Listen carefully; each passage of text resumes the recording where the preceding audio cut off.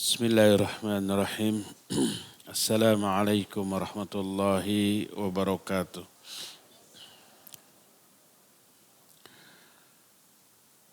Alhamdulillahilladzi hadana lihadza wa ma kunna linahtadiya laula an hadanallah. Wa asyhadu an la ilaha illallah wahdahu la syarikalah. Wa asyhadu anna Muhammadan abduhu wa rasuluh. Ya ayyuhalladzina amanu taqullaha haqqa tuqatih wa la tamutunna illa wa antum muslimun. Wa ba'd. Hadirin jamaah Masjid Cipinang Raya yang Allah muliakan. Para bapak, para ibu, para nini, para aki, para abah, para emak, para manula, para lansia, para calon ahli surga. Amin. Juga para pendengar radio Tarbiyah Sunnah Bandung, pemirsa beberapa TV dan para netizen. Kembali kita berjumpa. Tema yang kita angkat sekarang sebagai persiapan kita yang pasti akan kita alami kelak, yaitu tentang fitnah dan azab kubur. Berakit-rakit ke hulu, berenang-renang, kemudian kita membahas yang buruk-buruk dulu, yaitu fitnah kubur dan azab kubur. Nanti nikmat kuburnya kita akan bahas belakangan. Pada pertemuan yang lalu kita sudah menjelaskan bahwa yang dimaksud dengan fitnah kubur adalah pertanyaan di alam kubur. Adanya alam kubur diisyaratkan oleh Allah dalam Al-Quran dan diterangkan oleh Nabi SAW dalam banyak hadis. Hadis tentang alam kubur mencapai lebih dari 45 hadis, sehingga para ulama memasukkan hadis-hadis tentang alam kubur ke dalam hadis yang mutawatir ma'nawi. Sebagian orang ada yang mengingkari adanya alam kubur. Pertama, kata mereka tidak disebutkan dalam Al-Quran. Yang keduanya, bahwa adanya alam kubur itu bertolak belakang dengan pertama realita. Yang keduanya, akal mereka, azab tidak boleh diberikan sebelum disidang. Sedangkan sidang, hisab hanya akan dialami di mana? Di akhirat. Karena itulah realita menyatakan ketika hadis tentang alam kubur diterangkan demikian, lalu digali kuburan. Tidak sesuai dengan berita hadis, lalu ditolak hadis itu karena dianggap tidak sesuai dengan realita.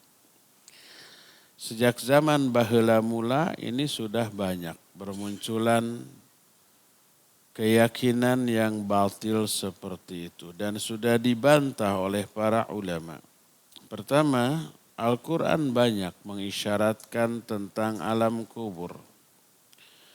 Dalam hadis yang diterima dari Al-Barra bin Azib radhiyallahu an, Nabi SAW menyatakan fayatihi malakan syadidal intihar fayantahiranihi wa yujlisanihi fayaqulani lahu man rabbuk ma dinuk man nabiyuk wa hiya akhiru fitnatin tu'radu 'alal mu'min. Fadzalika hina yaqulullahu azza wa jalla yuthabbitullahu alladhina amanu bil qawli tsabiti fil hayati dunya. Kata Nabi SAW, setelah seorang mukmin dikuburkan, datanglah dua malaikat. Dua malaikat ini bentakannya dahsyat, lalu membentak. Lalu disuruhlah duduk. Ini kejadiannya bukan di kuburan, tapi di alam kubur, alam gaib. Kalau kuburan alam nyata. Kalau kuburan alam gaib entah di mana, entah bagaimana. Kalau di kuburan mayit nggak bisa bangkit untuk duduk. Kita tahu kondisi kuburan kan. Di dalamnya, lubang lahatnya kita tahu.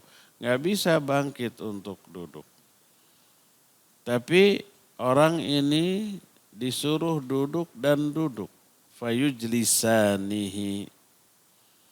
Duduk. Ini menunjukkan bukan di kuburan, tapi di alam kubur. Lalu dua malaikat tersebut bertanya, siapa Rabbmu, apa agamamu, dan siapa nabimu, dan ini fitnah terakhir yang teralami oleh seorang mukmin.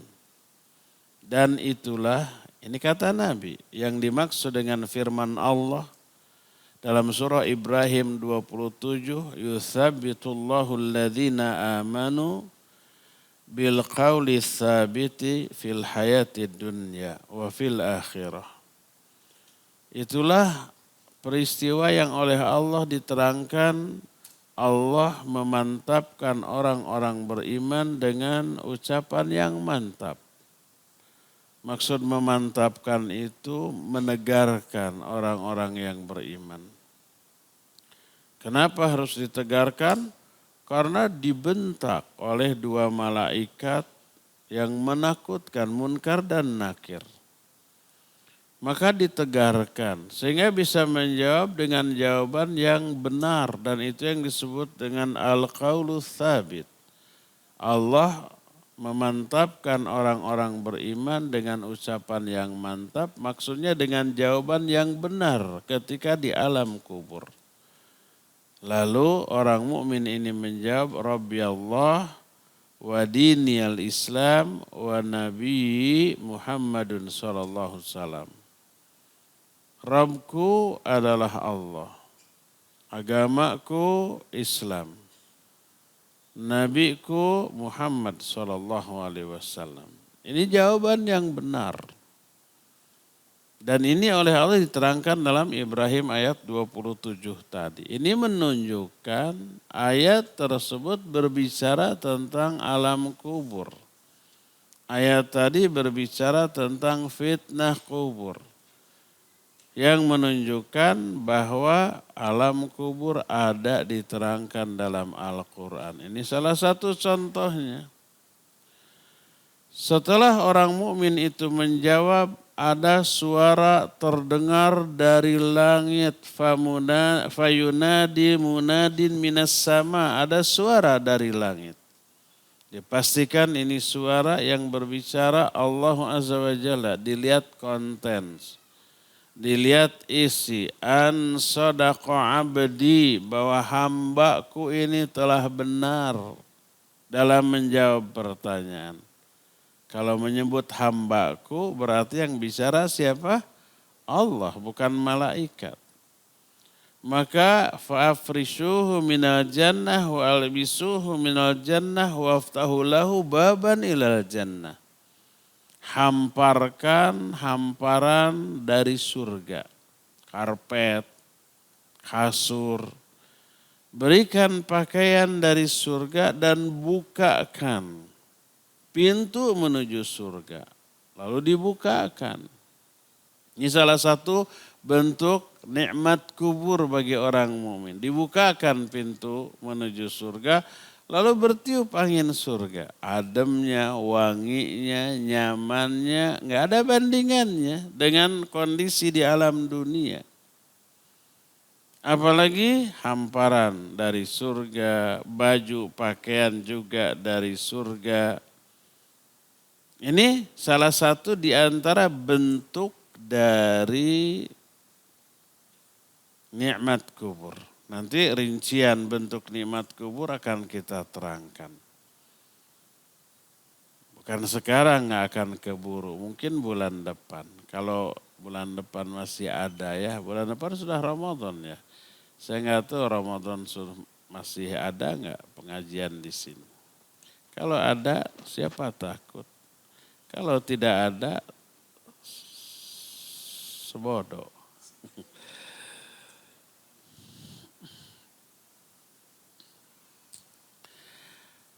Lalu kata Nabi SAW,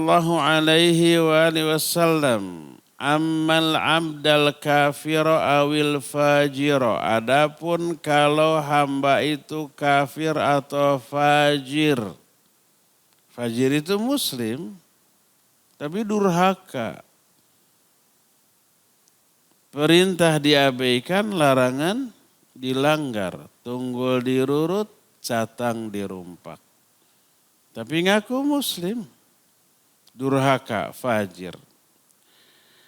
Maka didatangi dua malaikat, bentakannya dahsyat, lalu dibentak, lalu disuruh duduk, lalu ditanya, man rabbuka, siapa Rabbmu? Dia menjawab, la adri. Aku tidak tahu. Ditanya lagi, madinuk, apa agamamu? Dia menjawab, la adri, aku pun tak tahu. Ditanya pertanyaan ketiga, fama taqulu fi hadzal rajul alladzi bu'itsa fikum? Bagaimana pendapatmu tentang seorang lelaki yang diutus kepadamu? Maksudnya Nabi Muhammad SAW, fala yuhtada li ismih. Dia tidak diberi petunjuk tentang namanya, enggak tahu siapa laki-laki ini. Apa kata malaikat? La daraita wa la talauta. Kamu enggak tahu karena dulu kamu enggak ngaji. Wa la talauta itu enggak membaca, enggak belajar, enggak mendengar. Coba lihat dalam Al-Quran surah Al-Mulk. Allah ketika menjelaskan orang ahli neraka masuk ke dalam neraka, alam ya'tikum nadhir, bukankah pernah datang kepada kamu seorang pemberi peringatan? Dia menjawab, bala. Ya sudah datang, walakin kadzabna wa qulna ma nazzalallahu min syai'in in antum illa fi dhalalin kabir. Wa qalu law kunna nasma'u aw naqilu ma kunna fi ashabis sa'ir. Kata mereka, ya kami sudah datang kepada kami dai, tukang memberi peringatan. Kami bohongkan, kami dustakan, kami bilang Allah enggak nurunkan keterangan itu. Kamu mah sesat. Jadi orang yang didakwahi menuduh sesat kepada yang mendakwahinya. Dan itu di neraka terungkap. In antum illa fi dhalalin kabir. Kata mereka, kata para ahli neraka waktu dulu di dunia didakwahi, kalian ini kelompok sesat. Ada enggak orang yang didakwahi menuduh sesat kepada yang mendakwahinya? Ada banyak. Jangan heran, Quran sudah mengungkap. Wa qalu, lalu mereka berkata, lau kunna nasma'u aw naqilu. Kalau dulu kami waktu di dunia mendengar dakwah, wa naqilu, memahami dakwah, ma kunna fi ashabis sa'ir. Kami sekarang tidak akan masuk neraka sa'ir. Jadi penyebab orang itu masuk neraka sa'ir dulu didakwahi nolak, tidak mendengar, tidak belajar, tidak membaca, tidak memahami. Di alam kubur disebutkan la daraita wa la talauta. Kamu enggak tahu karena dulu kamu enggak belajar, enggak baca. Tidak mau hadir di kajian. Fayunadi munadi minas sama'an kadzaba abdi, maka ada seruan dari langit. Hambaku ini telah berdusta. fafrishuhu minan nar walbisuhu minan nar waftahu lahu baban ilan nar. Hamparkan bagi dia hamparan dari neraka, pakaikan baju dari neraka, bukakan pintu menuju neraka. Bertiuplah angin neraka, kebayang panasnya kayak apa, baunya juga kayak apa. Inilah peristiwa yang disebut dengan fitnah kubur. Sehingga wajib untuk kita yakini keberadaan fitnah kubur, wajib kita mempersiapkan diri. Menghadapi itu agar bisa menjawab 3 pertanyaan tentang Rabb, tentang agama, dan tentang Nabi Muhammad SAW. 3 perkara pokok. Ada kitabnya khusus disebut Al-Usulu Ats-Tsalatsah. 3 perkara pokok yang akan dijadikan sebagai pertanyaan di alam kubur. Kita wajib memahaminya, mengaplikasikannya agar bisa menjawab pertanyaan di alam kubur nanti. Suatu hadis dari Urwah bin Zubair dari khalahnya. Urwah ini keponakan Aisyah radhiyallahu anha. Dari tantenya yaitu Aisyah. Kata Aisyah, dakhala alayya Rasul sallallahu alaihi wasallam wa indi imra'atu minal Yahud. Kata Aisyah, Nabi masuk menemui aku, ketika itu aku ada tamu seorang wanita Yahudi.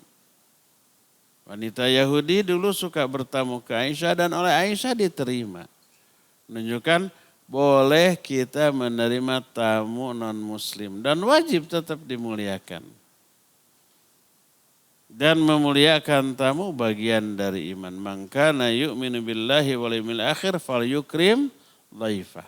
Siapa yang beriman kepada Allah dan hari akhir, hendaklah muliakan tamu. Siapapun tamu itu walaupun orang kafir. Ini Yahudi masuk menemui Aisyah, diterima oleh Aisyah. Lalu berkata wanita Yahudi ini, hal sya'arti annakum tuftamuna fil kubur. Kalian tahu enggak bahwa kalian ini akan difitnah di alam kubur? Qalat Aisyah menyatakan, farta'a Rasul sallallahu alaihi wasallam, tiba-tiba Rasul sallallahu alaihi wasallam gemetar badannya. Lalu berkata, innama tuftanul Yahud, hanyalah yang difitnah di alam kubur itu Yahudi. Kaum muslimin mah tidak. Itu kata Nabi SAW. Apa kata Aisyah? Falabithna layali. Setelah berlalu beberapa hari, berkatalah Rasul SAW kepada Aisyah, ya Aisyah, hal sya'arti annahu uhiya ilayya annakum tuftanuna fil kubur. Hei Aisyah, kamu tahu enggak, baru saja diwahyukan kepadaku kalian akan difitnah di alam kubur. Jadi setelah turun wahyu, Nabi SAW baru tahu, oh iya akan ada fitnah di alam kubur. Apa kata Aisyah? Fasami'tu Rasul sallallahu alaihi wasallam ba'du yasta'idzu min adzabil qabr. Sejak saat itu aku mendengar Nabi sering berdoa minta perlindungan kepada Allah dari azab kubur dengan mengatakan, Allahumma inni a'udzubika min adzabil qabr. Ya Allah, aku berlindung kepada Engkau dari azab kubur. Jadi kaum muslimin mengalami fitnah kubur dan itu fitnah terakhir. Apalagi orang kafir juga mengalami fitnah kubur seperti hadis tadi, datang 2 malaikat ditanya Rabb, agama dan Nabi, kemudian mereka tidak bisa menjawab. Timbul pertanyaan, apakah orang yang tidak mukallaf juga akan ditanya? Yang tidak mukallaf teh siapa? Bayi yang mati sebelum balik, kan tidak mukallaf ya. Atau orang yang gila sejak lahir sampai matinya dia gila, juga tidak mukallaf. Atau umpamanya orang yang ketika Islam datang dia sudah pikun. Jadi tidak memahami dakwah yang sampai kepadanya sampai matinya, itu tidak mukallaf.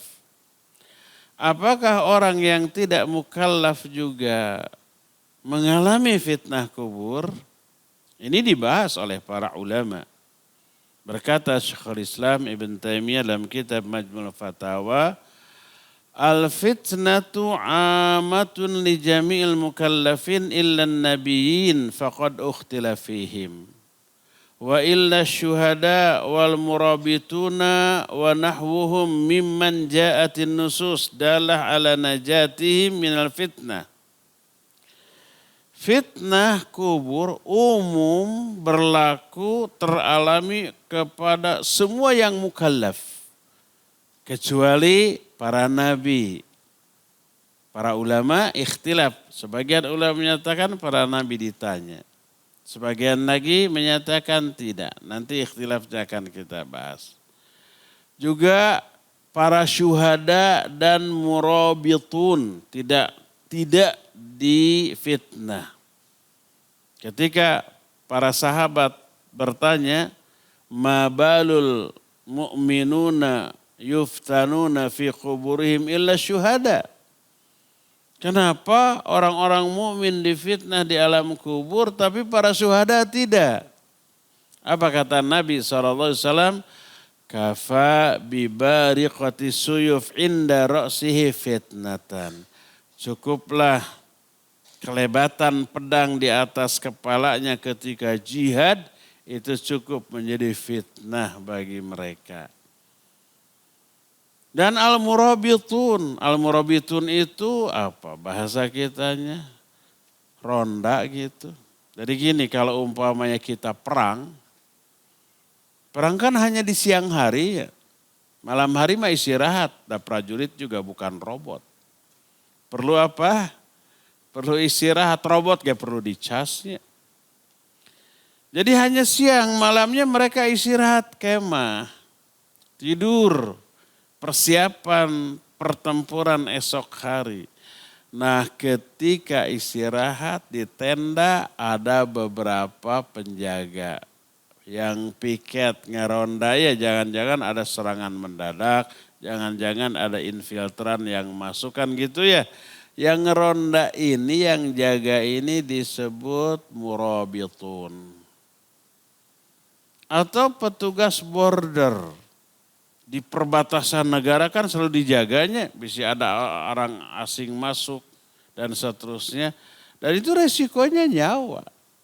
Bisa disergap oleh musuh yang akan masuk, yang akan melakukan infiltrasi, disergap, dibunuh, nyawa taruhannya. Dan gak boleh tidur, walaupun ngantuk, harus dibelel-belel ini mata. Kalau ngantuk ngopi kayak gitu, jalan-jalan, olahraga, bari jeung cingceng tetap matanya kayak burung elang mengawasi pergerakan sekitarnya. Kalau ada yang musuh, itu murabitun.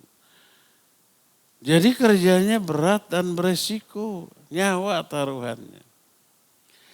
Para syuhada, para murabitun dan beberapa orang ada yang tidak kena fitnah kubur. Nanti akan dibahas siapa saja. Semoga kita termasuk salah satunya lah. Jadi para nabi diikhtilafkan. Adapun syuhada dan murabitun tidak terkena fitnah kubur. Adapun yang tidak mukallaf, baik anak kecil yang mati sebelum balik atau masih bayi atau orang-orang gila, maka diikhtilafkan oleh para ulama. Sebagian ulama menyatakan mereka tidak kena fitnah kubur. Yang berpendapat seperti ini diantaranya Al-Qadhi Abu Ya'la, Ibnu Uqail dan banyak lagi. Mereka menyatakan fitnah kubur hanya dialami oleh mukallaf. Adapun yang tidak mukallaf, maka apa yang akan ditanya? Ini pendapat yang pertama. Pendapat yang kedua, mereka tetap kena fitnah kubur. Dan ini pendapat dipegang di antara oleh Abul Hakim Al-Hamdani, juga Abul Hasan, Ibnu Abdus, dan beberapa pendapat dari sahabat-sahabat Imam Asy-Syafi'i. Mereka berdalil dengan hadis. Nabi SAW suatu saat mensolatkan anak kecil yang mati sebelum balik. Ketika mensolatkan, doa yang beliau baca setelah takbir ketiga, takbir pertama kan baca apa? Fatihah dan boleh ditambah surat pendek. Tidak ada syariat doa iftitah, langsung Fatihah. Fatihah saja cukup, boleh ditambah dengan surat pendek kulhu atau apalah. Terus takbir kedua baca salawat seperti yang kita baca di tahiyat. Takbir lagi, nah yang ketiga doa untuk jenazah. Allahumma gfirlahu warhamhu wa'afi wa'fu anhu dan seterusnya. Ketika Nabi SAW mensolatkan anak kecil, beliau berdoa, Allahumma qihi azabal qabr wa fitnatal qabr. Ya Allah, selamatkan anak ini dari azab kubur dan dari fitnah kubur. Dan ini dijadikan dalil oleh sebagian ulama seperti Imam Malik dan yang lainnya dan sebagian ulama-ulama Syafi'iyah bahwa anak kecil juga kena fitnah kubur. Sebagian lagi, bahkan inilah pendapat mayoritas ulama ahlus sunnah, bahwa anak kecil atau yang bukan mukallaf hanya terkena satu kali fitnah. Kapan? Bukan di alam kubur. Di alam kuburnya mereka tidak terkena fitnah kubur, tapi nanti di akhirat. Di akhirat orang-orang ada 4 tipikal orang dikumpulkan. 4-4-nya tidak mukallaf. Pertama, orang yang masih bayi atau belum balik lalu mati. Kedua, orang gila. Ketiga, orang yang Islam datang ketika dia sudah pikun. Nggak bisa lagi memahami apa yang didakwahkan. Dan yang keempatnya orang yang mati di masa fatrah. Fatrah itu masa ketika belum ada nabi yang diutus. Nabi terdahulu sudah wafat, ajarannya juga sudah nggak ada lagi yang tersisa kecuali dari campur aduk. Kemudian nabi yang baru belum ada.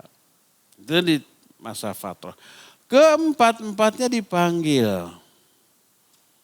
Maka keempat-empatnya berhujjah. Kata anak kecil, ya Allah, Islam datang ketika aku belum balik dan aku mati sebelum aku balik. Terus yang gila menyatakan, ya Allah, Islam datang ketika aku gila, gak bisa memahami apapun. Orang yang pikun menyatakan, ya Allah, Islam datang ketika aku sudah tidak bisa menangkap, memahami apapun, dan seterusnya. Maka kata Allah, terjunlah kalian semua ke dalam neraka. Disuruh terjun ke dalam neraka. Siapa yang terjun ke dalam neraka karena pertama, taat kepada Allah. Kedua, yakin atas keadilan Allah. Niscaya api neraka itu dingin bagi mereka, lalu mereka diangkat dan dimasukkan ke dalam surga. Tapi siapa yang tidak mau, malah lari menjauh, maka mereka akan dimasukkan ke dalam neraka. Kenapa? Karena kalau mereka tidak mau terjun ke dalam neraka, pertama nggak taat perintah Allah. Kedua, suudzon. Masa saya nggak punya dosa dimasukkan ke dalam neraka, nggak adil Allah, kan gitunya. Akhirnya lari mereka. Menghindar, maka merekalah yang dimasukkan ke dalam neraka. Ini salah satu di antara pendapat para ulama tentang orang-orang yang tidak mukallaf, nasib mereka di akhirat. Termasuk bayi. Ya. Adapun pendapat yang lebih kuat tentang bayi yang mati sebelum balik, pendapat yang lebih kuat mereka menjadi ahli surga. Bahkan mereka menjadi hijab bagi orang tuanya dari api neraka dan menuntun orang tuanya masuk ke dalam surga. Itulah pendapat yang terkuat tentang anak kecil yang mati sebelum balik. Dan ini menjadi hiburan bagi kita yang pernah mengalami kehilangan anak kecil. Mungkin di sini ada ya yang punya anak kecil lagi lucu-lucunya gitu, lalu mati, ada? Ya, sedih apa tidak? Bingit sedihnya. Tapi dihibur. Mereka nanti setelah kematiannya di alam kubur berada dalam pengasuhan Nabiullah Ibrahim alaihissalatu wassalam. Terus di akhirat mereka menunggu kedua orang tuanya, kemudian mereka menuntun orang tuanya masuk ke dalam surga ya. Ini keuntungan bagi orang yang memperoleh ujian berat berupa ditinggal mati oleh anak yang masih kecil. Tapi jangan dijadikan alasan cekek aja ketika kecil. Mati. Nak silakan duluan ya, tunggu ibu di sana. Nah, itu mah konyol. Maka itu akan menjadi tuntutan di akhirat. Berkata Ibnu Abil Izzi dalam kitab Syarah Al-Aqidah At-Tahawiyah ketika menjelaskan tentang alam kubur, baik fitnah kubur, nikmat kubur ataupun azab kubur. Kata Ibnu Abil Izzi, wa qad tawataratil akhbar an Rasulillah sallallahu alaihi wasallam fi thubuti azabil qabr wa na'imihi liman kana lidzalika ahla. Wa su'alal malakain fayajibu itiqadu thubuti dzalika wal imanu bihi wa la natakallamu fi kaifiyatihi id laisa lil aqli wuqufun ala kaifiyatihi likaunihi la ahda lahu bihi fi hadhihi dar. Kata Ibnu Abil Izzi, berita dari Rasul sallallahu alaihi wasallam begitu mutawatir tentang tetapnya adanya azab kubur dan nikmat kubur bagi orang-orang yang layak mendapatkannya. Juga pertanyaan dua malaikat, yaitu Munkar Nakir. Maka wajib bagi kita meyakini tentang hal itu dan mengimani hal itu. Dan kita tidak berbicara tentang kaifiat. Kaifiat itu bagaimana kondisi di sana berdasarkan akal, karena akal tidak mampu menjangkaunya. Kenapa? Hukum alam yang Allah terapkan di alam barzah berbeda dengan di alam dunia. Kalau di alam dunia, sekarang umpamanya kita tulang belulangnya remuk. Umpama ke gelas setum, bisa utuh lagi? Tidak bisa, kecuali Tom and Jerry. Itu kurang mendidik saya pikir ya. Nanti anak tuh berpikir kalau umpamanya si Tom ke gelas setum sampai gepeng, dipompa bisa hidup lagi, anak nanti berpikir gitu ya. Salah tuh. Jangan kasih tontonan itu. Kenapa saya nonton? Udah kadung dulu itu mah, jangan diturutan.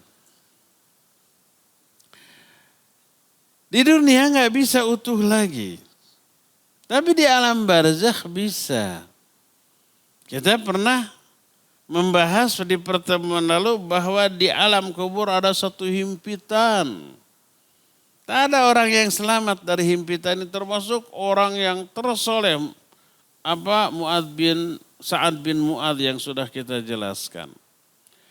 Dihimpit sampai remuk tulang belulangnya kemudian utuh seperti sedia kala. Ini kan nggak terjadi di alam dunia. Hukum alam yang Allah terapkan di alam dunia dengan di alam barzah beda. Nanti kita akan ceritakan beberapa bentuk dari azab kubur. Ada orang yang ditusuk rahangnya sampai tembus. Sakit nggak? Bingit pastilah. Kemudian dicabut lagi, utuh lagi. Ada orang yang berbaring lalu ditimpa dengan batu besar kepalanya sampai mejrel, sampai penyet. Digeprek tuh kayak ayam. Sampai hancur si kepalanya. Lalu si batu itu menggelinding. Diambil, balik lagi, kepalanya sudah utuh seperti sedia kala. Itu terjadi di alam kubur. Ya masuk akal kan? Iya, karena akal hanya bisa menjangkau apa yang ada di alam dunia. Yang hukum alam yang Allah terapkan berbeda dengan di alam barzakh. Maka memahami alam barzakh atau alam gaib yang lainnya nggak bisa dengan akal.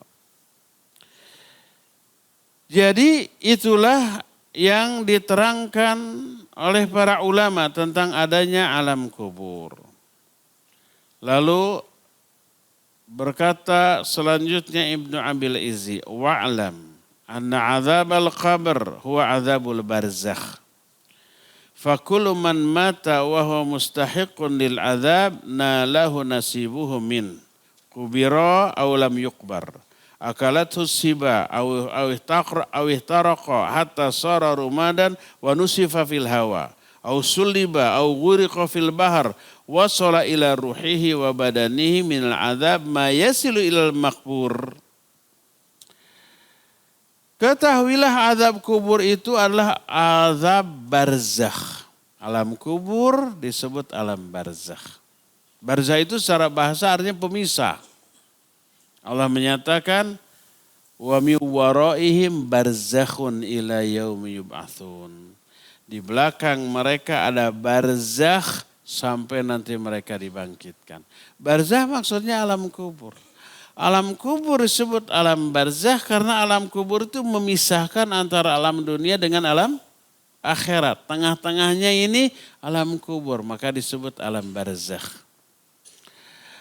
Azab kubur adalah azab barzakh. Setiap orang yang mati dan dia layak memperoleh azab kubur karena amal buruknya, dia akan mengalaminya baik dia dikuburkan atau tidak dikuburkan.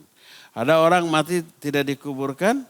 Ada banyak, umpamanya dimakan binatang buas atau terbakar.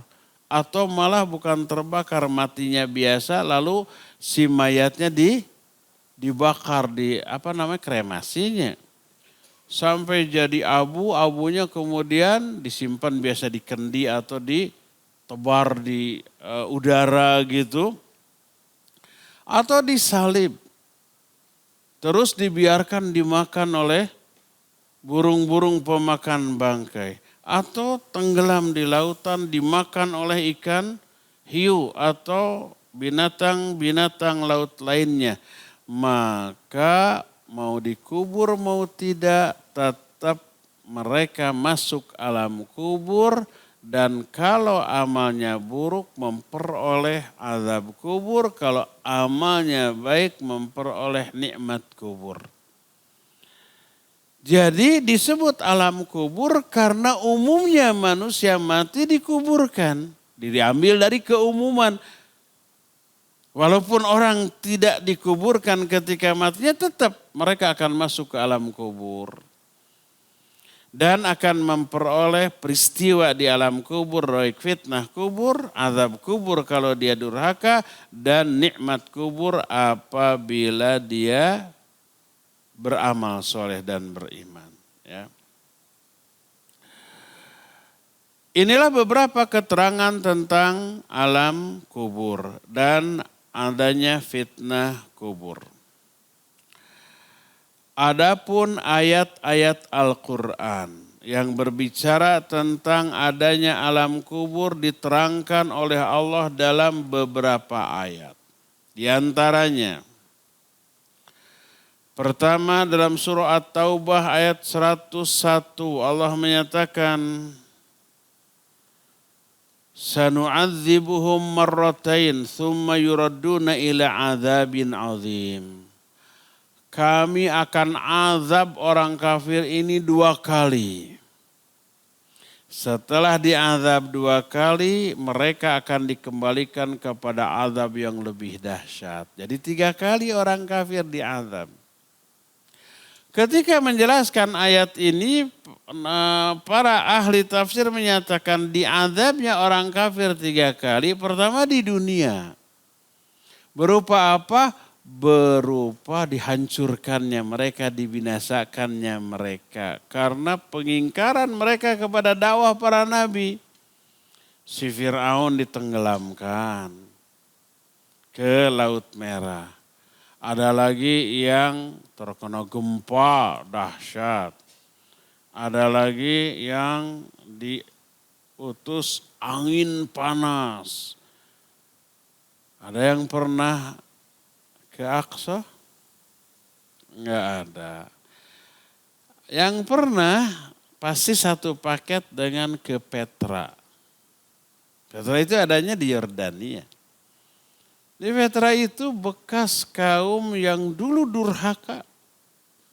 Itu kalau kita ke sana ada masih bekas istana mereka di pahat, di gua, di gunung gitu. Masih ada tuh istananya tuh. Kita ke sana, para turis itu ke sana melalui apa? Melalui jalan. Bisa lah gede 2 bus masuk gitu. Kalau diperhatikan jalan ini tadinya adalah tanah yang terbelah. Kelihatan tuh. Jadi aja jalan menuju ke sana. Itu dulu ada gempa bumi terbelah, orang masuk lalu menyatu lagi tuh. Terkubur, terhimpit. Udah gak perlu dikuburkan itu. Karena sudah dikuburkan. Beragam orang yang durhaka oleh Allah diazab di dunia kene. Yang pertama. Dan untuk orang-orang kafir di zaman Rasul SAW, azab yang Allah turunkan kepada mereka berupa kekalahan telak dalam beragam peperangan. Itu azab yang pertama di dunia. Azab yang kedua di alam kubur. Inilah yang dimaksud sanu'adzibuhum marratain. Kami akan azab mereka 2 kali. Pertama di dunia, yang kedua di alam kubur. Setelah itu tsumma yuradduna ila adzabin azim. Mereka akan dikembalikan kepada azab yang lebih dahsyat, yaitu di akhirat, di neraka. Dan ayat ini menunjukkan adanya azab kubur. Yang pertama. Kedua dalam surah Ghafir 45. Dan 46 Allah menyatakan wahaqa bi'ali fir'auna su'ul azab an-naru yu'raduna 'alaiha ghuduwa wa 'ashiyya wa yawma taqumu as-sa'ah adkhilu ala fir'aun ila ashaddil azab. Kata Allah Azza wa Jalla, keluarga Fir'aun akan ditimpa azab yang buruk. Neraka dihembuskan kepada mereka setiap pagi dan petang. Kemudian pada hari kiamat nanti masukkan Fir'aun dan keluarganya ke azab yang lebih dahsyat. Jadi si Fir'aun ini, kata Allah, setiap pagi dan petang dia beserta para pasukannya itu dihembuskan api neraka setiap pagi dan petang. Sampai hari kiamat. Kapan itu? Sekarang di alam kubur. Dan nanti pada hari kiamat masukkan mereka ke dalam azab yang lebih dahsyat di neraka. Jadi si Fir'aun juga 3 kali diazabnya di dunia, dimasukkan ditenggelamkan di lautan, nanti terus sekarang ini di alam kubur. Neraka itu dihembuskan setiap pagi dan petang. Sampai kiamat, nanti setelah kiamat dihajar lagi, dimasukkan ke azab yang jauh lebih dahsyat, yaitu neraka waliyadzubillah ya. Jadi ayat-ayat tadi berbicara tentang azab kubur. Maka keliru besar. Kalau orang mengingkari adanya azab kubur, adanya alam kubur, diingkari hanya karena dianggap tidak ada dalam Quran. Kata siapa tidak ada? Nggak bisa umpamanya ya kita mendengar banyak ikan hiu di lautan. Nggak percaya nih. Kita buktikan yuk, hayu. Gimana buktinya? Berdiri aja di depan pantai dari pagi sampai petang, teisuk jedur, nepikan ke sore jeder. Dia ambil teropong terus ke tengah lautan, lihat ikan hiu. Sebulan lamanya setiap hari nggak pernah ada. Lalu disimpulkan nggak ada ikan hiu. Saya sudah melihat setiap hari. Tapi di mana melihatnya? Di pantai, ya nggak akan ada tuh. Kalau mau tahu melihat ikan hiu gimana caranya? Pergi ke lautan, di lautan terus nyemplung nyelam ke dalam. Baru ketemu, setelah ketemu dimakan, baru percaya tuh. Ini orang baca terjemah Al-Quran, mana tentang azab kubur tidak ada. Telah disimpulkan, nggak ada. Al-Quran nggak berbicara tentang azab kubur. Karena mereka bukan ahli selam, ahli menyelam. Paling nyebur di atas berenang gitu, nyelam dikit enggak. Tapi coba pakai alat selam ke dasarnya, ke tengah samudra, bakal ketemu tuh. Setelah ketemu mati dimakan. Para ulama menyelami Al-Quran lebih dalam daripada ahli penyelam menyelami lautan. Dan mereka menemukan banyak hal termasuk ayat-ayat tentang azab kubur seperti yang dijelaskan tadi.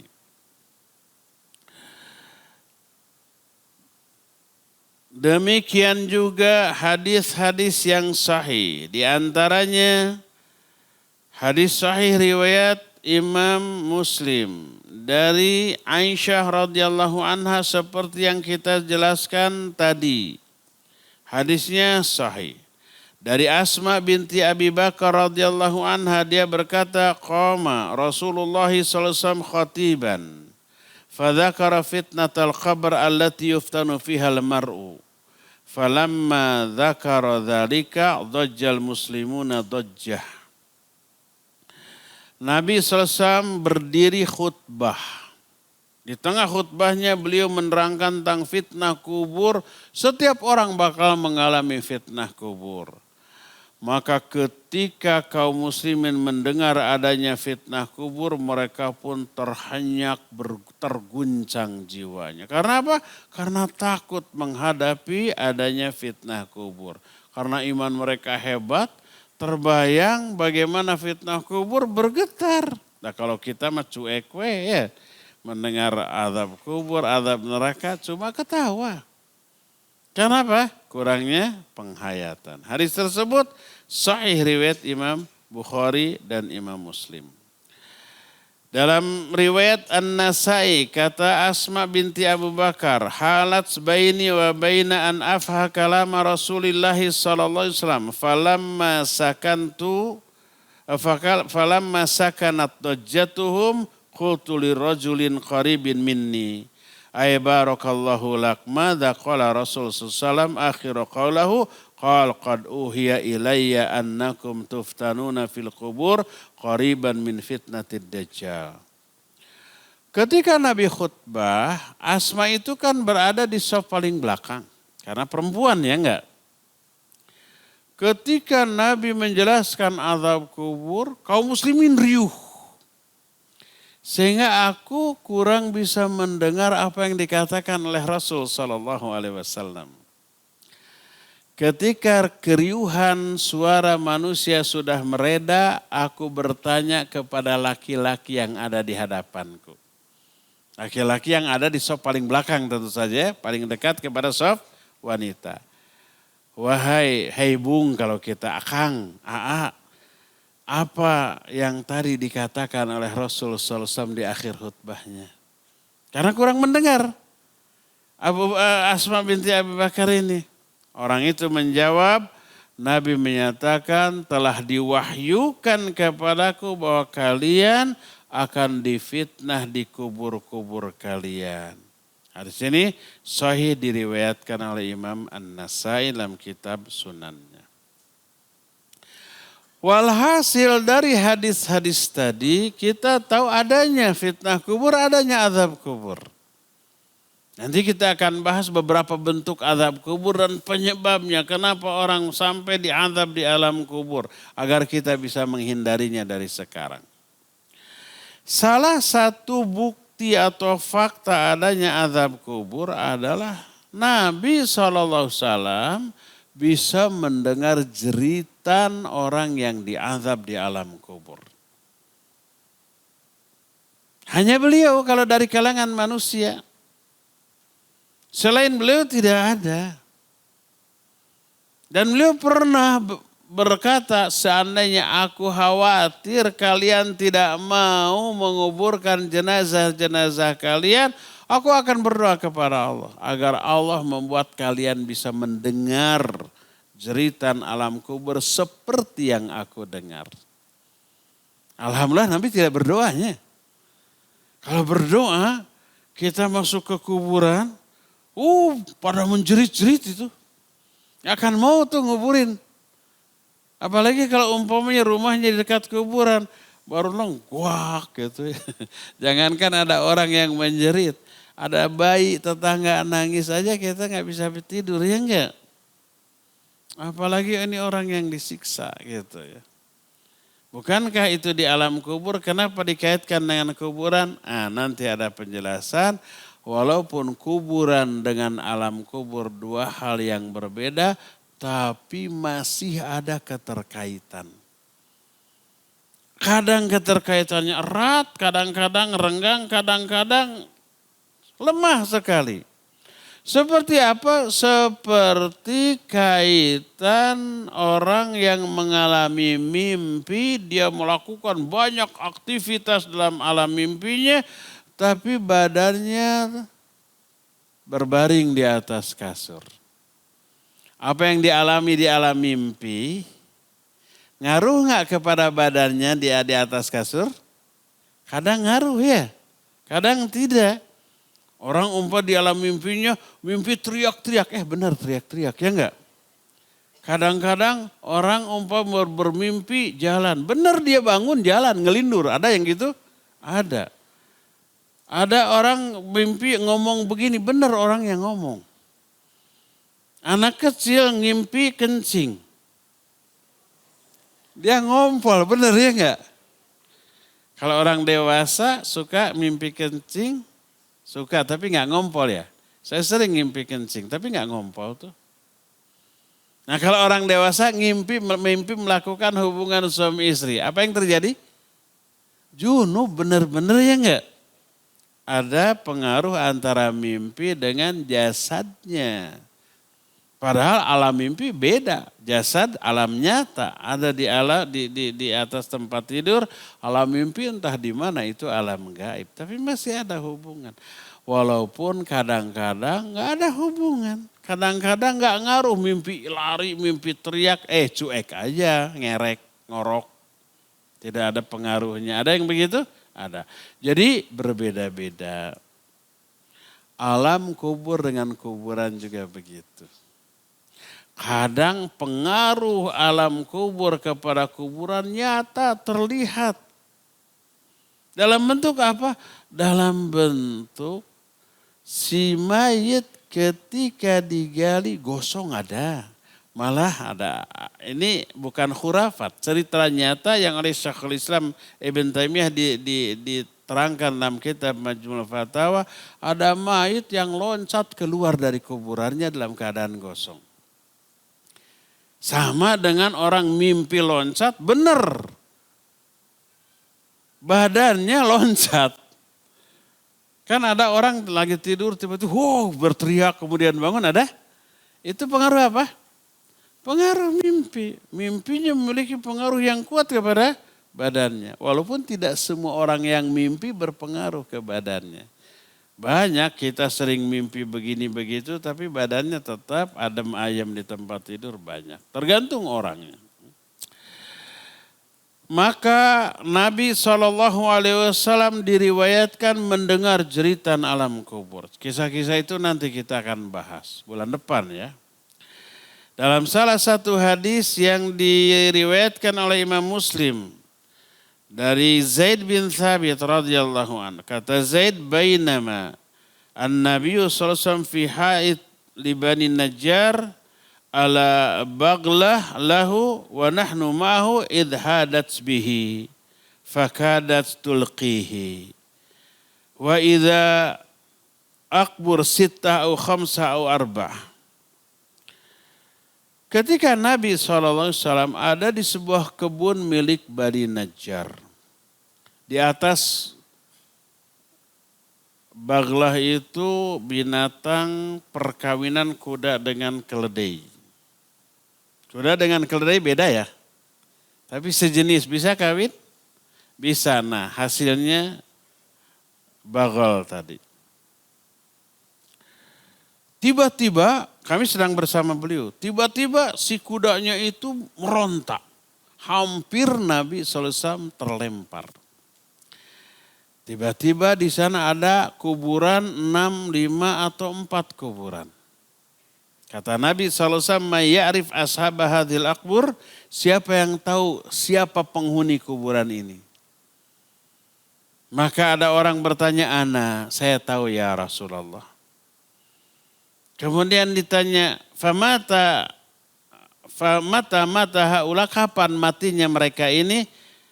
Maka dijawab, matu fil isyrak, mereka mati ketika mereka musyrik. Kata Nabi SAW, inna hadhil ummah tubtala fi quburihya, falaula alla tudafinu la da'utullaha ayyusmi'akum min adzabil qabr alladhi asma minhu. Sesungguhnya umat ini akan difitnah di alam kubur.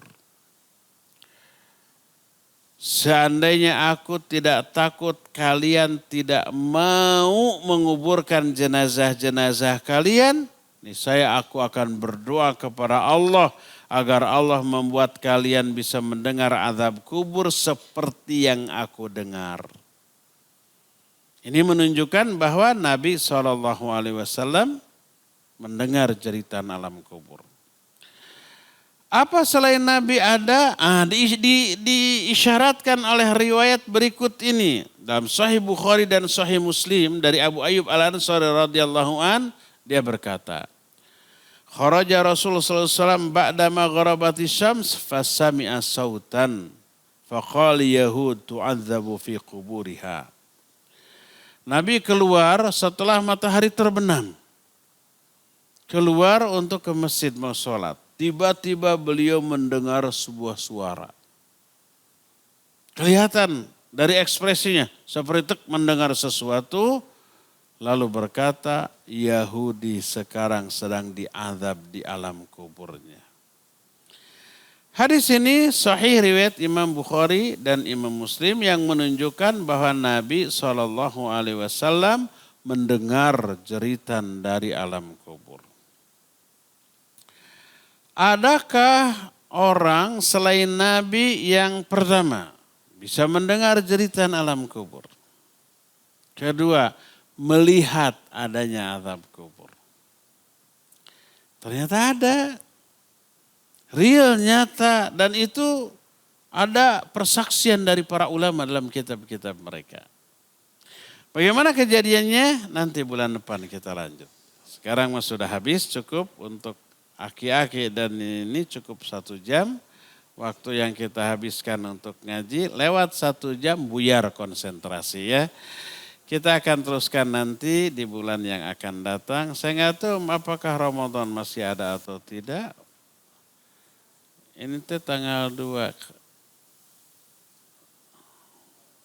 Lihat aja nanti pengumumannya ya. Kalau ada, insya Allah kita adakan. Kalau tidak ada, ya nggak masalah. Kita cukupkan sampai di sini dan kita masuki sesi tanya jawab. Wassallallahu ala nabiyina Muhammadin wa ala alihi wa ashabihi wasallam. Ya, karena ada peribahasa ladies first, kita mulai pertanyaan dari Ikhwan dulu. Nah enggak Pak?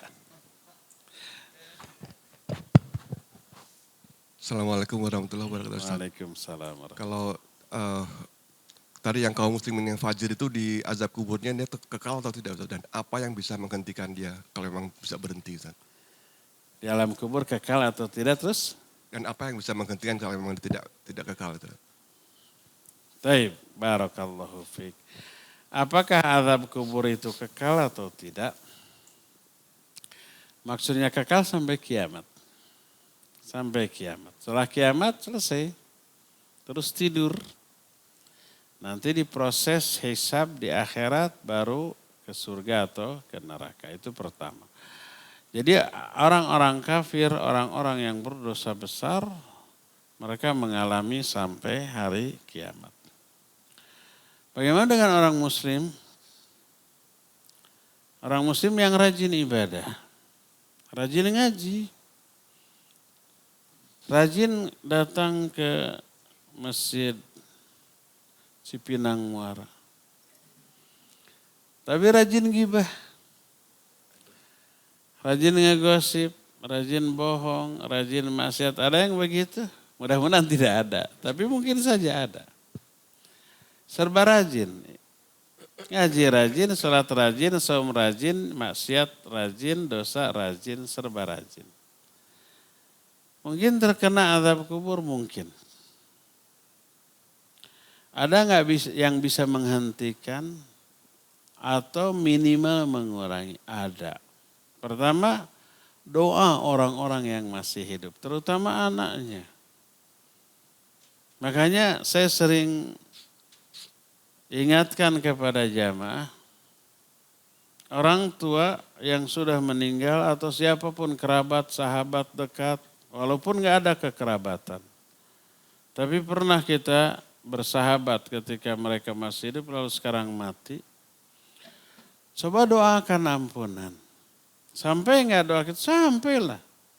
Kita kan selama ini sering dituduh percuma mendoakan orang mati nggak sampai. Kata siapa? Sampai. Kenapa mereka menyimpulkan begitu? Salah paham. Kita hanya mempermasalahkan menghadiahkan pahala bacaan Al-Fatihah sampai atau tidak, itu yang dipermasalahkan. Dan ulama Ahlus Sunnah menyatakan bisa sampai, walaupun sebagian menyatakan tidak sampai.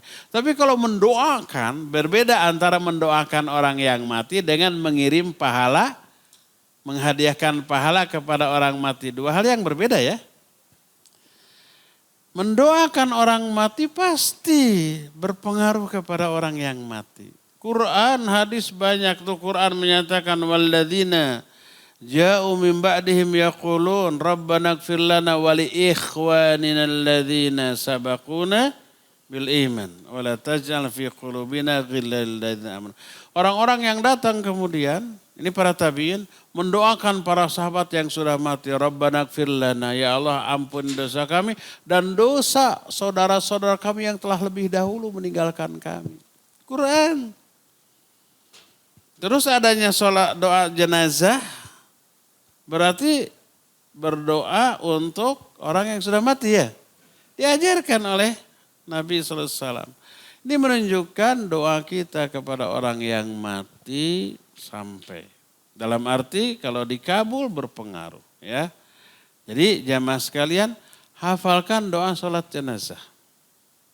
Baca sesering mungkin. Siapa di antara kita yang orang tua yang sudah mati lalu mendoakan orang tuanya 5 kali sehari, durhaka dia.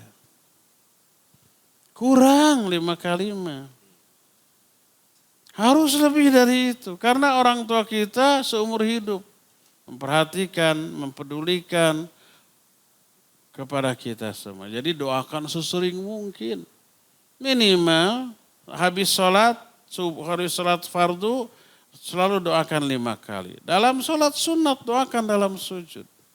Ketika kita saum atau kita safar di jalan, kau ingat orang tua, doakan. Baca, Allahumma gfir lahu, kalau ayah yang sudah mati, Allahumma gfir lahu, atau Allahumma gfir li walidi, atau Allahumma gfir li abi, boleh. Warhamhu wa'afi wa'fu anhu.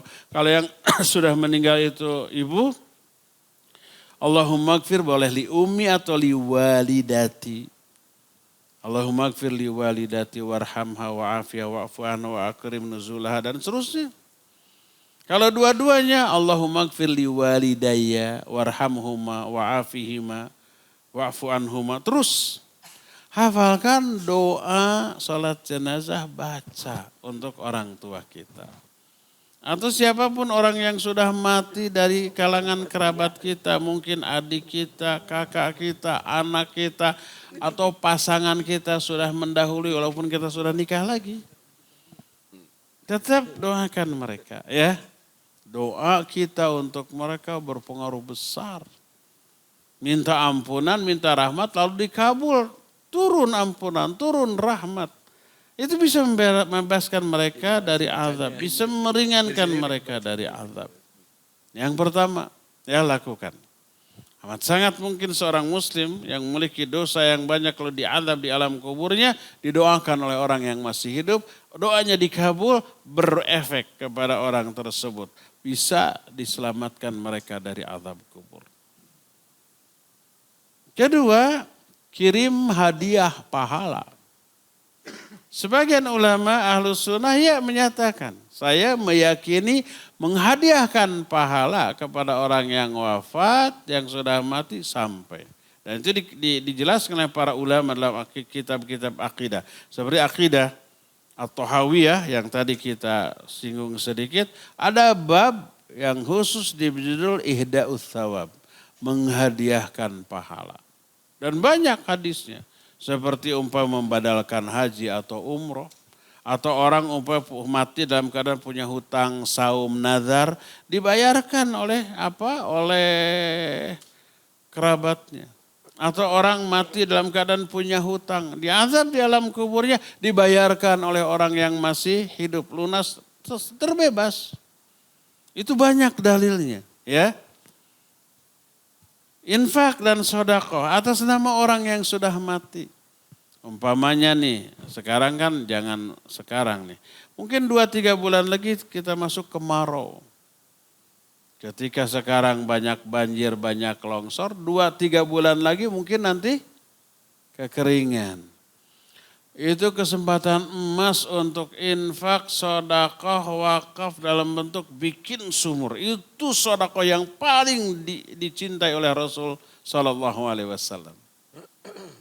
Lalu kita bersedekah, berwakaf sumur untuk kepentingan umum atas nama orang tua kita yang sudah meninggal. Sampai pahalanya ke mereka. Dan itu akan mempengaruhi nasib mereka di alam kuburnya ya. Allahu a'lam bissawab.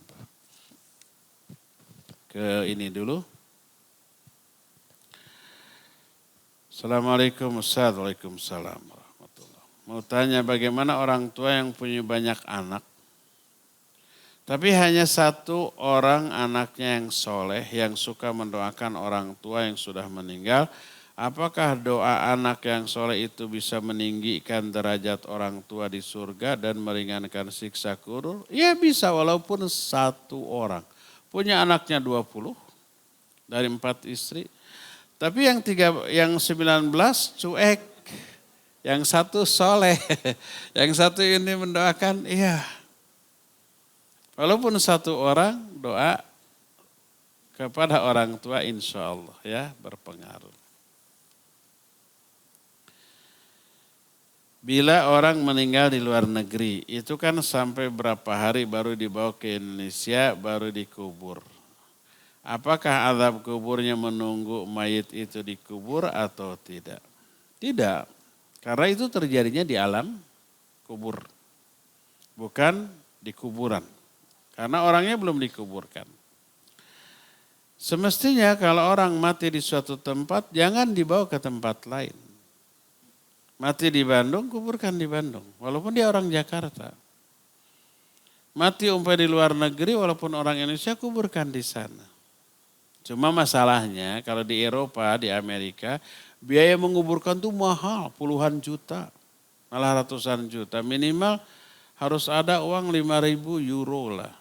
Sekitar 5.000 kali 18 berapa? 80 juta ya. Untuk mati aja harus ada uang 80 juta tuh. Baru bisa dikuburkan. Kalau enggak dibakar. Maka banyak orang Indonesia meninggal di sana lebih murah dipulangkan ke Indonesia. Paling hanya ngurus administrasi, surat-surat dan beli tiket. Mayit juga beli tiket tuh. Bisa bisnis, itu kan lebih murah daripada 80 juta. Lalu dikuburkan di sini, ini masalahnya ya. Makanya dulu saya sempat mengusulkan ke orang-orang Indonesia yang ada di Eropa itu, coba adakan urunan kematian. Satu orang 10 euro sebulan. Ada 100 orang ya. Satu bulan 100 kali 10 berapa? 1.000 euro. Kan gak setiap bulan ada orang mati. Belum tentu setahun sekali. Nanti udah terkumpul banyak, ada yang mati. Bisa dari sana biayanya ya. Alhamdulillah itu sudah dilaksanakan di beberapa tempat ya. Jadi begitulah. Semakin cepat dikuburkan semakin baik. Kalau umpamanya dikuburkannya lama, maka tetap proses dari fitnah kubur sudah berlangsung. Termasuk di Madinah, kadang-kadang orang yang mati di Madinah itu tidak langsung disolatkan, dikuburkan. Jadi umpama kita setelah sholat subuh, beres, ada seruan as-sholatu alal amwat rahimakumullah gitu kan. Jangan ada pikiran orang yang disolatkan sekarang itu yang mati kemarin Isya. Enggak, mungkin itu seminggu yang lalu. Terus disimpan dulu di tempat khusus yang ada semacam freezernya gitu supaya awet gitu. Ngantri itu ya. Ngantri didaftar dulu, nggak sembarangan. Nah setelah itu baru tiba. Mungkin setelah 3-4 hari baru disolatkan, baru dikuburkan. Tidak langsung pagi ini mati, nanti zuhur atau asar disolatkan, lalu langsung dikuburkan. Enggak ya. Karena prosedur ya, karena banyaknya.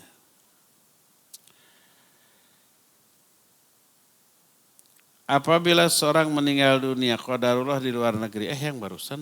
Bukan ya, beda. Kemudian 2 hari baru dikuburkan. Baru sampai di Indonesia. Pertanyaan apakah selama? Sudah ya tadi. Pertanyaan kedua, bagaimana sebaiknya apakah jenazah itu disegerakan, dikuburkan di mana meninggal? Iya. Di mana dia meninggal, di sanalah dia dikuburkan. Gak boleh dipindah ke kota lain. Dosa apa saja yang menyebabkan azab kubur? Nanti bulan depan. Ini penanya ini harus datang lagi. Insya Allah.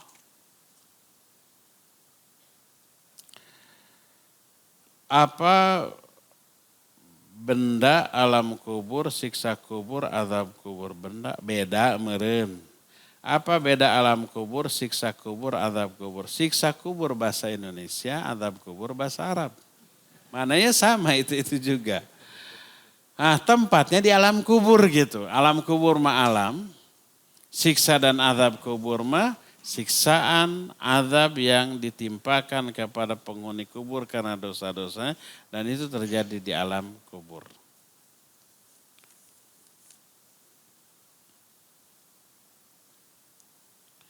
Bagaimana jika keluarga bayi itu kafir? Bayinya tetap muslim, karena bayinya belum memiliki dosa. Bayinya tetap berada di bawah pengasuhan Nabi Ibrahim. Dan pendapat yang lebih kuat, bayinya ke surga. Ikhtilaf para ulama, tapi yang terkuat adalah bayinya ke surga insya Allah ya. Ketika Nabi SAW nanti dijelaskan ketika membahas tentang azab kubur, jenis-jenisnya, itu menyambung dengan nanti Nabi memasuki sebuah taman. Ada pohon besar, ada orang tua dan ada anak-anak kecil. Siapa beliau? Beliau Nabi Ibrahim dan anak kecil itu auladul muslimin. Anak-anak kaum muslimin yang mati ketika bayi. Para sahabat bertanya, wa auladul musyrikina ya Rasul, apakah termasuk anak-anak orang musyrik? Beliau menjawab, wa auladul musyrikin, ya anak-anak orang-orang musyrik juga. Karena walaupun orang tua yang musyrik, anak-anaknya belum memiliki dosa, ya, belum memiliki kesalahan.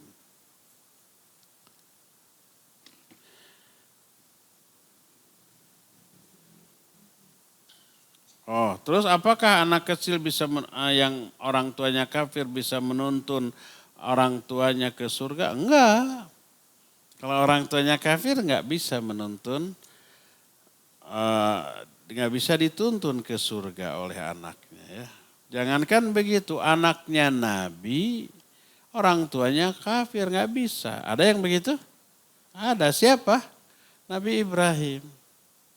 Beliau Nabi, bapaknya tukang bikin patung yang disembah.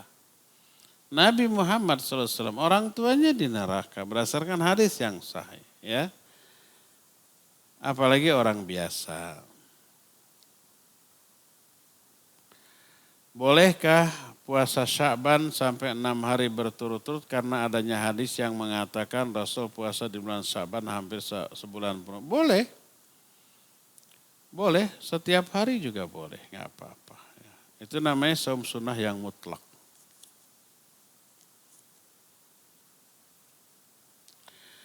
Jika ada mayit yang sedang diazab di alam kubur, kemudian azabnya dihentikan karena doa anaknya. Apakah siksa kuburnya akan dihentikan? Sudah tadi ya.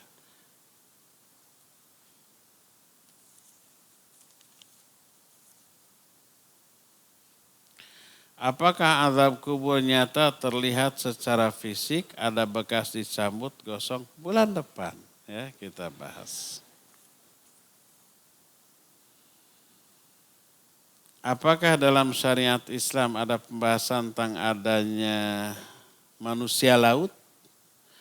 Manusia yang tinggal di dua alam, laut dan daratan? Ada gitu, aku amin. Jika ada, apakah manusia itu terkena kewajiban ibadah? Makhluk di laut ada banyak, ikan ya, kura-kura. Tapi enggak ada manusia laut. Itu mah korban film, korban dongeng ya. Sampai ada pembicaraan, ada enggak alien? Ada enggak makhluk angkasa luar? Dalam arti manusia. Kalau ada mereka ibadah enggak? Kalau ada sholatnya menghadap ke mana? Kan Ka'bahnya ada di alam dunia. Itu macam-macam tuh ya. Kalau itu bagian dari agama, kalau itu ada pasti bagian dari agama, pasti terangkan dalam Quran dan hadis yang sahih. Ini enggak ada ya, jangan terpengaruh oleh informasi dari film, dari dongeng, dari khurafat. Apalagi dimasukkan ke dalam agama ya, maka tidak boleh kita yakini.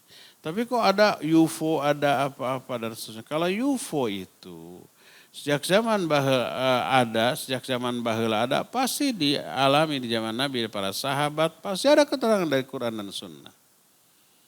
Ini tidak ada ya sama sekali. Wallahu a'lam. Mungkin rekayasa NASA mungkin. Jangan bobodo kita gitu. Lalu lahirlah dongeng, film dan tulisan-tulisan, jurnal, cerita tentang masalah itu bukan bagian dari agama kita ya. Ya ada lagi bapak-bapak yang Ustaz mau? Mangga. Ya, bismillah. Assalamualaikum warahmatullahi wabarakatuh. Waalaikumsalam warahmatullahi wabarakatuh. Izin Ustadz tadi terkait dengan jasad atau tubuh yang ada yang kena azab kubur ya. Kan tadi ada contoh yang tadi ngaclong katanya, lompat dari kuburnya gitu kan dengan keadaan gosong. Nah, apakah ada benar-benar ada hubungannya dengan jasad yang asli? Karena kan kita juga kadang menemukan yang sudah tulang belulang seperti itu, Ustaz. Itu aja sih. Barakallahu fiik. Assalamualaikum warahmatullahi wabarakatuh. Waalaikumsalam warahmatullahi wabarakatuh. Iya. Jawabannya bulan depan. Kan itu yang mau dibahas bulan depan. Kesabaran pisan. Mangga. Di luar tema Ustaz ya? Oh, sok. Kalau seandainya imam bacaan Al-Fatihahnya nggak benar, yang nggak benarnya itu sampai merubah makna. Apakah kita boleh aminin, Ustaz? Lalu kemudian apakah kalau kita tidak aminin, apakah kita wajib membaca Al-Fatihah lagi, Ustaz? Baik, barakallahu fiik. Bagaimana kalau imam baca Al-Fatihahnya tidak benar? Ini ada dua macam. Kalau tidak benarnya dari segi tajwid makhraj dan tidak merubah arti, teruskan. Salatnya sah untuk dirinya, sah keimamannya. Tapi kalau sampai merubah arti, maka kalau bacaan Al-Fatihah sampai salah, kemudian merubah arti, maka tidak sah. Kalau dia salatnya tidak sah juga keimamannya. Kita tidak boleh bermakmum kepada imam yang seperti itu. Yang harus kita lakukan, coba musyawarah dengan DKM, pilih imam yang benar bacaannya. Kalau punya nyali. Yang jadi masalah yang kayak gitu biasanya aki-aki, yang berpengaruh atau owner dari masjid itu nggak mau diganti, ya nggak? Ada yang begitu?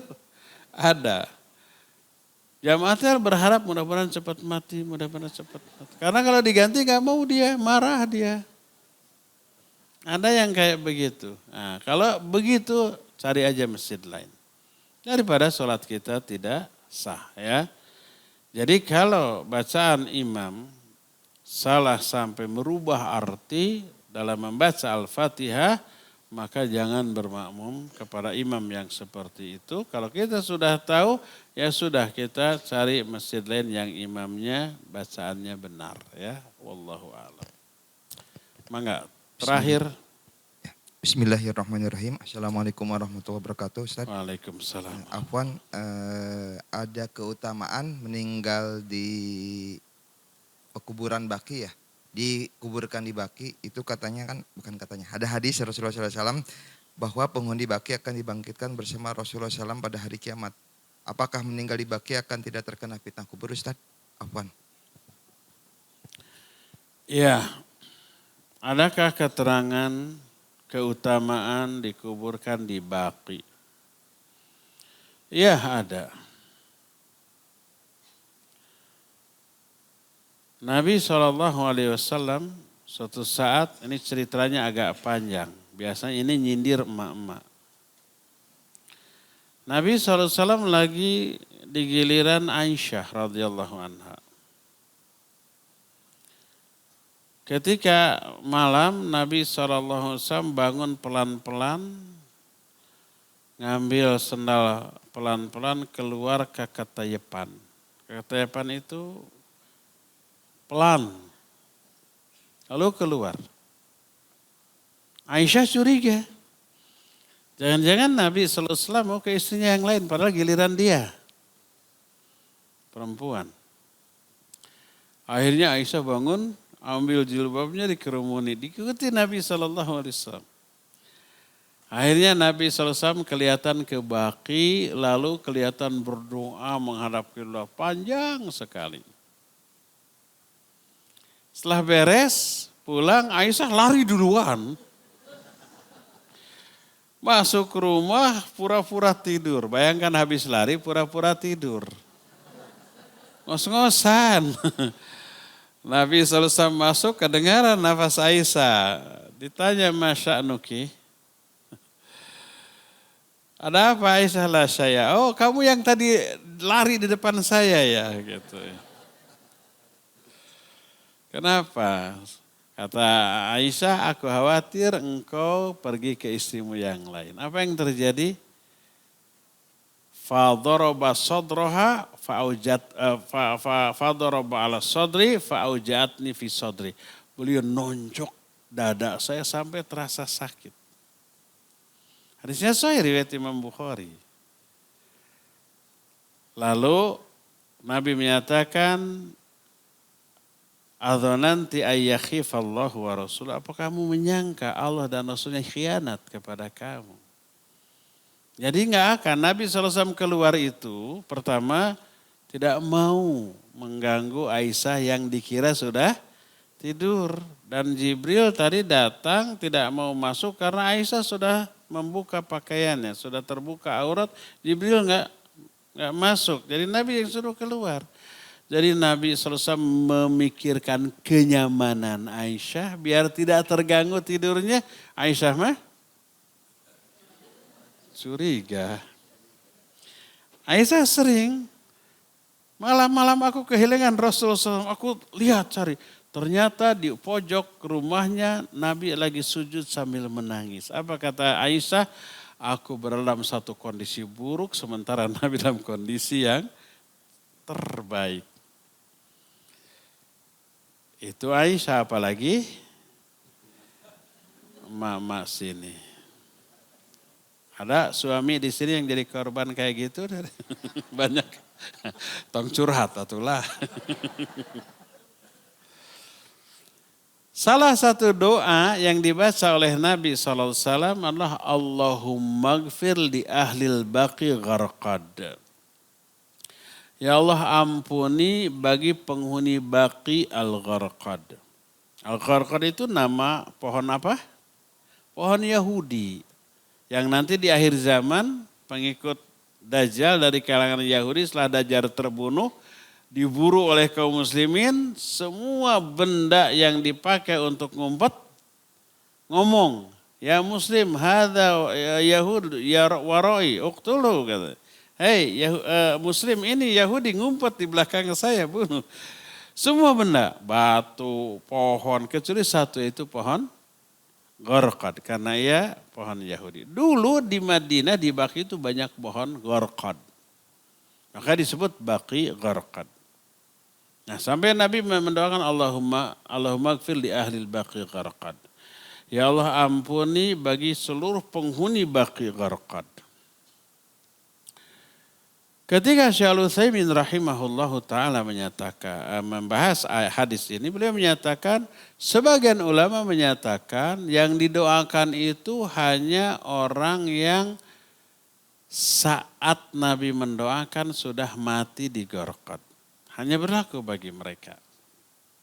Tapi kata Syekh Al-Utsaimin, yang lebih kuat ini berlaku sampai hari kiamat. Siapapun yang dikuburkan di Baqi terkena doa ini. Terkena doa dari Nabi, ya Allah ampuni seluruh penghuni Baqi Gharqad. Tidak dibatasi waktunya. Apakah hanya saat itu? Enggak. Tapi siapapun yang nanti akan dikuburkan di sana, semoga diampuni oleh Allah. Dan kematian Allah yang ngatur. Di mana matinya, kapan dan bagaimana. Dan di mana dia akan dikuburkan Allah yang ngatur. Dan ingat seseorang diciptakan dari tanah yang kelak dia mati dikuburkan di tanah itu. Dulu ada si Syiah ahlakahumullah. Mereka dapat informasi keliru antara kuburan Nabi Abu Bakar dan Umar itu tidak bersatu gitu di mana gitu. Ternyata ketika ke Madinah ada 3 kuburan. Nabi, Abu Bakar dan Umar. Oh menyatu di sana.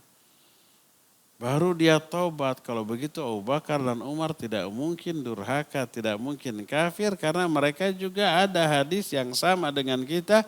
Bahwa seseorang diciptakan dari tanah yang kelak akan menjadi tempat dia dikuburkan di sana.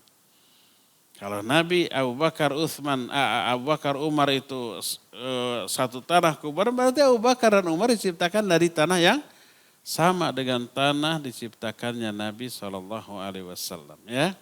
Ya itu mengandung keutamaan. Sehingga ada enggak boleh enggak kita berharap wafat di Madinah, disolatkan oleh jutaan orang ahli tauhid, didoakan, lalu dikuburkan di Baqi, semoga kita wafat begitu boleh, bingit boleh. Saya termasuk yang sering berdoa, ya Allah wafatkan saya, kuburkan saya di Baqi. Ketika haji atau umur sana, geletuk kue maut gitu dalam keadaan sujud, terus disolatkan oleh jutaan orang di sana, dikuburkan di sana, Masya Allah, nikmat gitunya. Amin. Ada yang mau ikut? Saya nanti awal Ramadan ada umroh, tapi udah full. Nanti Syawal masih ada ya, yang mau Syawal, yang mau mati di sana, ayo. Tapi semoga kita husnul khotimah dalam keadaan sebaik-baik mungkin ya. Baik hidup ataupun mati kita. Hidupnya di atas sunnah, matinya juga di atas sunnah. Cukup ya sampai di sini. Subhanakallahum bihamdik. Asyhadu an la ilaha illa anta astaghfiruka wa atubu ilaik. Walhamdulillahi rabbil alamin. Wassalamualaikum warahmatullahi wabarakatuh.